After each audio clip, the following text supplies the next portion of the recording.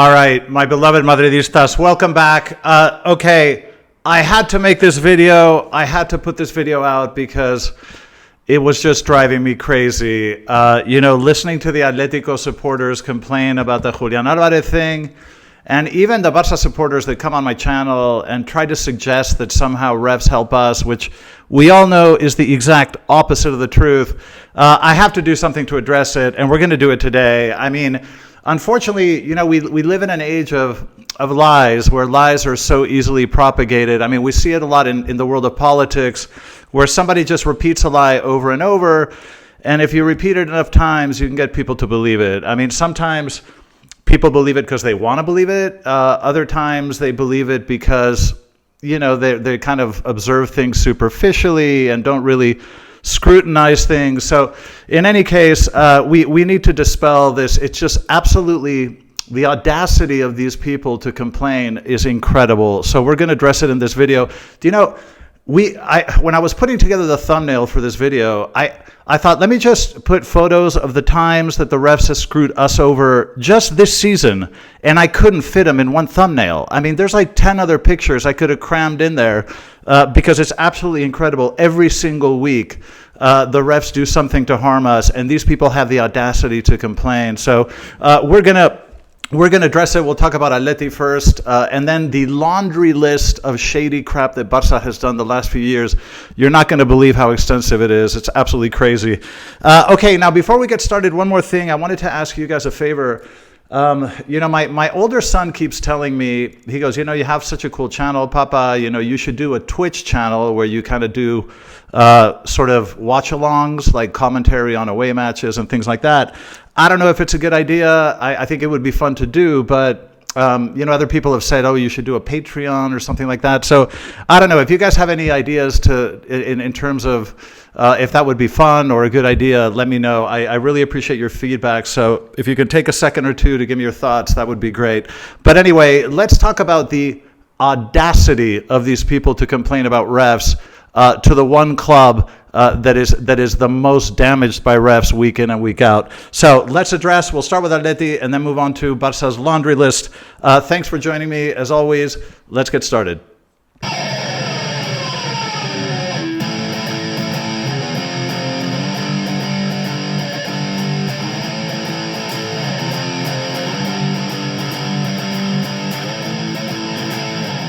Right, Madridistas, welcome back.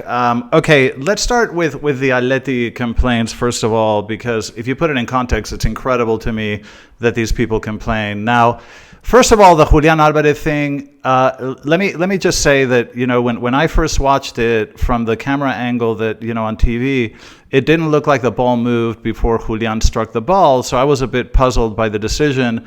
But then UEFA came out and explained themselves in an official statement, and it became very clear that the ball didn't move before he struck it, because what happened is that Julian Alvarez kicked the ball, and the ball then rolled over the support foot. So the Atleti people that are hysterically saying the ball didn't move, that's not the point. It's not that he touched it before he kicked it. It's that after he kicked it, the ball rolled over the support foot. Very clearly, you can see it. And that is a violation of the rule, because you cannot touch the ball with both feet. So please, stop crying and stop complaining. I'll tell you what is audacious. Okay? Do you remember this?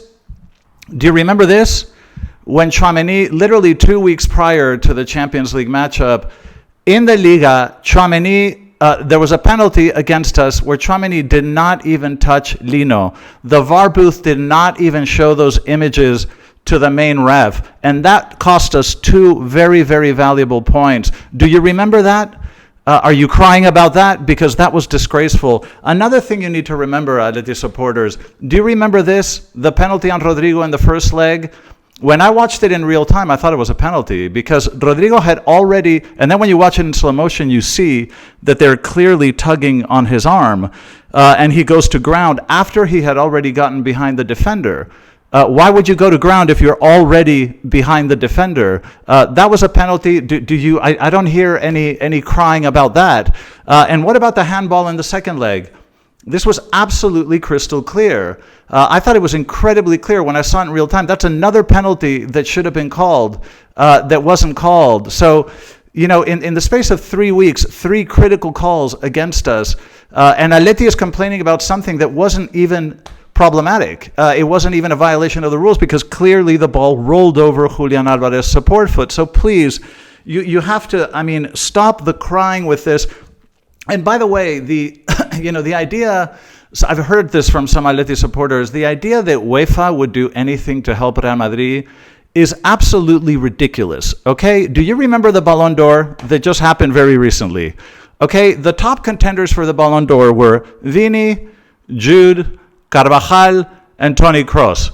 And in 5th position, it was Rodri. And they gave the Ballon d'Or to Rodri because UEFA hates Real Madrid. They hate everything about us. Ever since Florentino Perez started the Super League initiative, UEFA and Ceferin absolutely hate Real Madrid and do everything they possibly can to harm us. The idea that UEFA would help Real Madrid is ridiculous. If the refs wanted to help Real Madrid, they would have called one of the 2 very clear penalties, one in the first leg, one in the second, and they didn't call those. So please, Atleti supporters, you guys, honestly, you need to be quiet because you look absolutely ridiculous.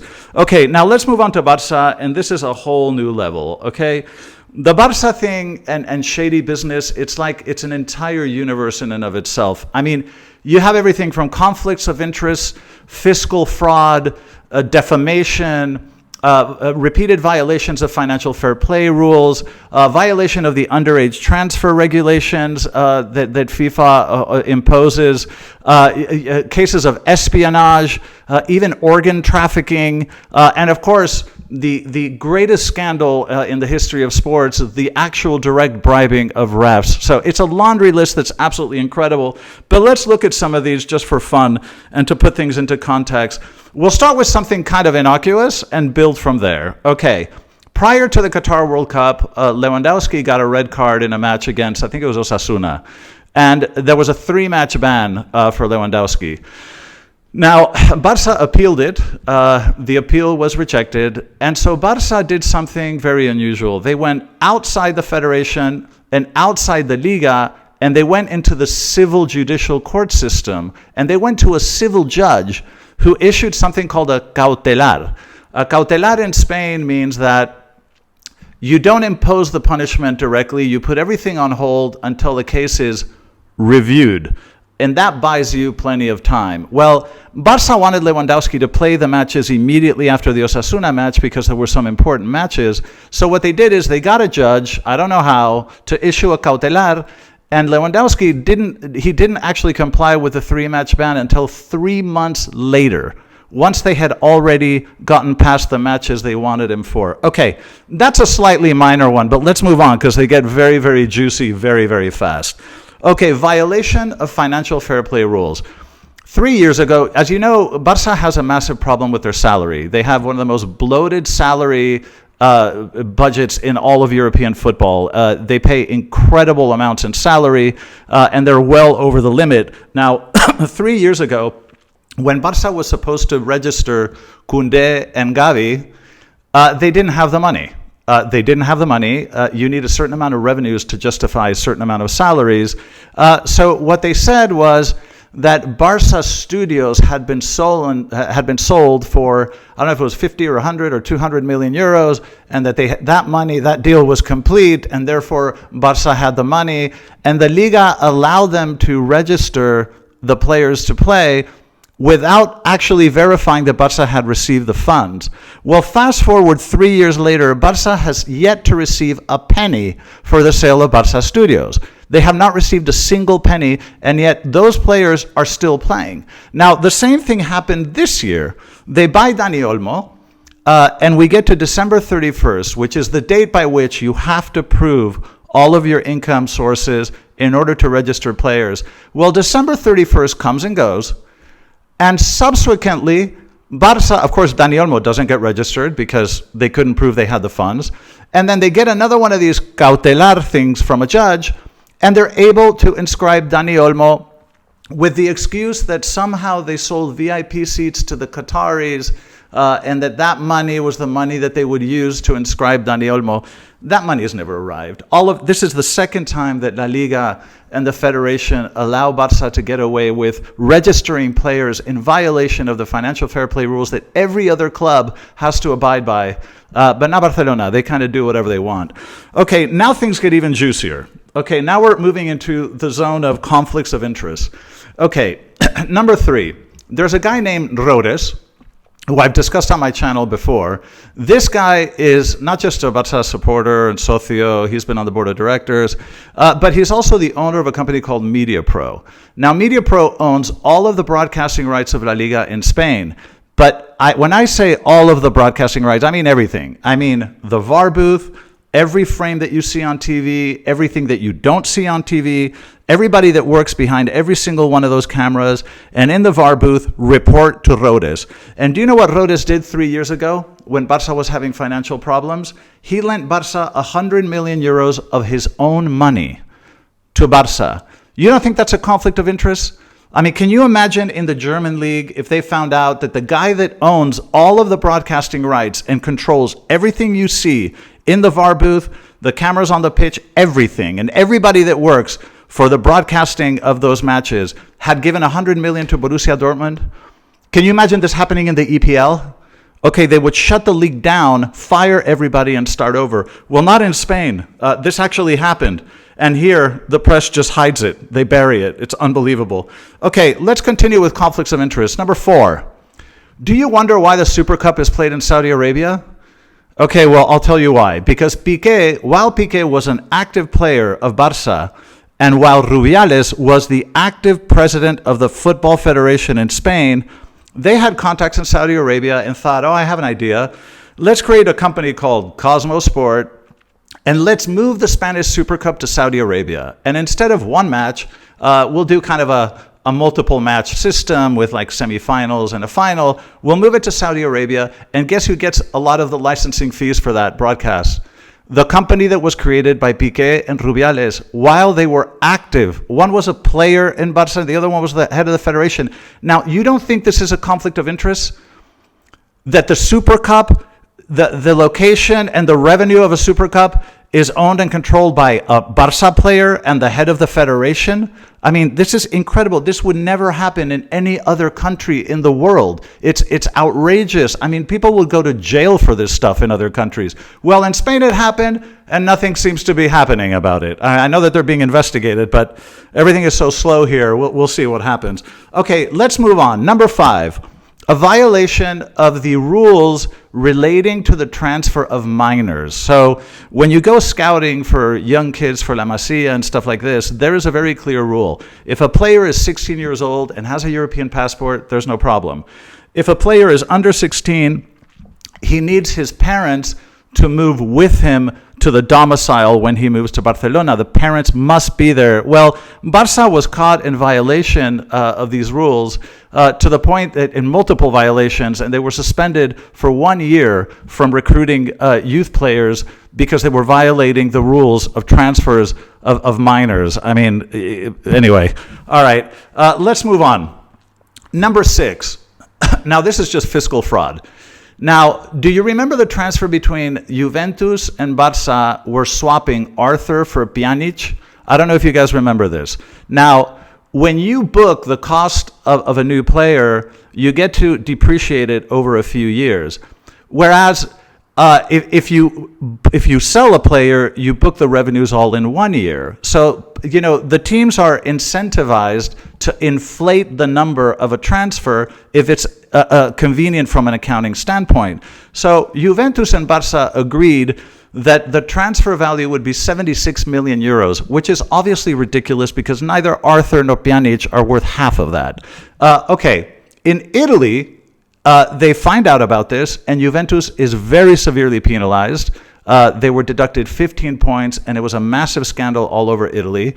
And in Spain, nothing happened. So even in Italy, and these guys are like the OGs of corruption, even in Italy, they take the rule of law more seriously than they do here. That was another little dirty trick they play. Okay, number 7. You remember the robbery at Stamford Bridge? in 2009. Okay, this was the most scandalous refereeing I've ever seen in European football ever in my entire life. There were 6 penalties. 3 of them were pretty clear. 1 of them was outrageously clear. Now, at the time, Barça was sponsored by UNICEF, and one of the UEFA directors was also a director of UNICEF. Do you think that that's a coincidence? That semifinal was outrageous. It's one of the greatest scandals in European football history, but Barça had to play that final, didn't they? That was something that Chelsea supporters will never forget, and those of us that really follow the sport closely, we will never forget. But UNICEF was the common denominator in what happened in that match. UNICEF was the Barça sponsor, and one of the heads of UEFA was also a director at UNICEF. That is not a coincidence. Okay, number 8, the transfer of Neymar. Okay, initially, Barça said that they only paid 57 million for him. And they subsequently found out that that was a complete lie, that there was a huge scam involving all sorts of fees. The amount turned out to be at a minimum 88. But Sandro Rosell ended up in prison. The president of Barça ended up in prison for 3 years because of this. Can you imagine a president of a football club having to go to jail? But that was another scam that they put on during the transfer of Neymar and lying about the numbers. Okay, number 9, Bartomeu. Another one of these guys. I mean, how can you have 2 presidents that end up in jail back to back? So Bartomeu, as you recall, was making crazy transfers, spending incredible amounts of money for, Griezmann and Dembele and Coutinho, all these players that they didn't need. And I was wondering at the time why they did this. Well, because it turns out that there was an offshore vehicle that was making massive fees on every single transfer. Okay, and it was quite obvious what was happening. They were stealing from the club. The people doing these transfers, Bartomeu and his gang, were making fees off the transfers that Barça was paying. I mean, a president stealing from his own club, this is insane. Well, Bartomeu, again, another president of Barça that was arrested. I mean, as if this were normal. I mean, how is it normal that presidents of a sporting club end up in jail? Well, welcome to Barcelona. Okay. There was another scandal, number 10, Bartomeu. They found out that Bartomeu had spent 1 million euros on spies and on deceiving the press and on planting stories in the press. So Bartomeu had an issue when he was president with Messi and a couple of other sort of senior players.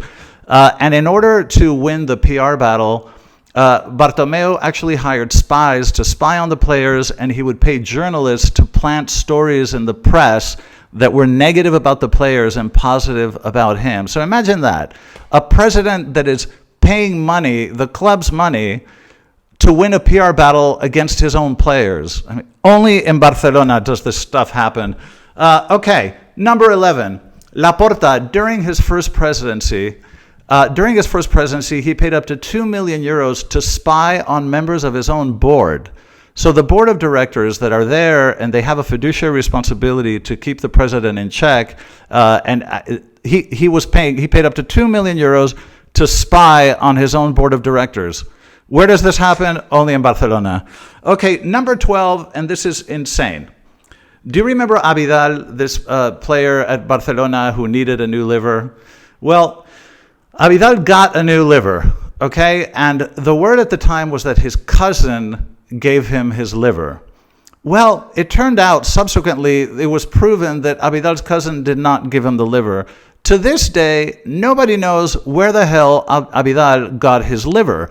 And I can tell you, getting a new liver is no joke. The waiting list for a liver transplant is incredible. Even billionaires have a really, people in power have a very hard time because they're very strict about this sort of thing, and you can't just hop to the top of a liver list. So nobody to this day has any idea how Abidal got his liver. There's another mystery surrounding Barcelona. And then, of course, 13, and, the most, I think, egregious violation of all is the bribing of refs and the Negreira scandal. Now, I did a whole video explaining what happened here, and you guys should watch it because in addition to the stats and all that, you can see footage of some of the ridiculous calls Barça would get. But in the 2004 elections, Laporta broke a gentleman's agreement with the rest of the clubs, and he pushed through the election of Villar to be the new president of the federation in Spain. And one of the first things they did was to change the way you select refs for matches. So before it used to be random. In 2004, when they pushed Villar into the presidency with Barça's help, the first thing they changed was that. And from that point on, they made it by appointment. So the federation would hand cherry pick what ref does what match. And then they started paying Negreira. And that's when the statistics went absolutely nuts. And in my video, I can show you how these statistics changed. You look at the statistics of red cards for and against. In the 15 years prior to paying Negreira, the statistics look pretty balanced. If you look at things like penalties for and against, red cards for and against, in a 15-year period, it was pretty balanced. Real Madrid and Barça look similar. From the moment they started paying Negreira, crazy things started to happen. Things like this. And the statistics went completely out of whack, and we went into a world that looked like this, where the difference and the favoritism to Barça was incredible. In a league where sometimes the league is decided by 1 or 2 points, look at the tally, look at the difference, and to try to pretend that the payments to Negreira didn't have an impact on referee decisions is insane. Not only did Barça have the best, they call it saldo arbitral in Spanish, which is the net. So you take the net red cards for and against, the net penalties for and against, and you add them up, and that gives you an idea. So if you take that over a very long period, 18 years since they started paying Negreira, the statistics went crazy. And not only did Barça have the best referee tally in Spain, they had the best referee tally in all of Europe. If you apply those statistics to any of the other Big 5 leagues, the Big 4 leagues, they would have been the best. They would have been at the top. The best calls in all of Europe for about 18 years. And that is what happens when you bribe refs in Spain. And unfortunately, it is still going on because every ref in La Liga today was recruited by Negreira. And this nonsense is still going on. Did you guys, by any chance, if you watched the Atletico de Madrid Barça the other night, did you see Koundé slap Giuliano twice? So Koundé's on a yellow. He slaps Giuliano on the face twice, and nothing happens. Did he get a yellow card? No, of course not. If Vini or Jude had done that, they would be in jail. Because Vini and Jude, all they have to do is look at a ref or speak to a ref, and it's a red card and a 2-game suspension. Koundé slaps Giuliano, and nothing happens. So this stuff is still going on. I'm really sorry, but for those of you that, you can believe whatever you want, but there is only one truth, and that is that Barça is, at this point, and this is my point of view, Barça is a criminal organization. I don't know how else to put it. Everything they do is shady. Everything they do is nasty. And unfortunately, it's still going on. So this video, of course, is devoted to Atleti supporters and Barça supporters. The truth does not support your ridiculous claims, okay? We are perpetually damaged in this league. At least in Europe, things are a little bit more fair. But the audacity to complain is absolutely insane. So anyway, guys, I had to share that with you because I think it's a big deal. I had to get it off my chest. Thank you for joining me, as always. And again, give me your thoughts on the Twitch thing and let me know if you think it's a good idea. Thanks for joining me, as always. Love all you guys. And as always and forever, a la Madrid.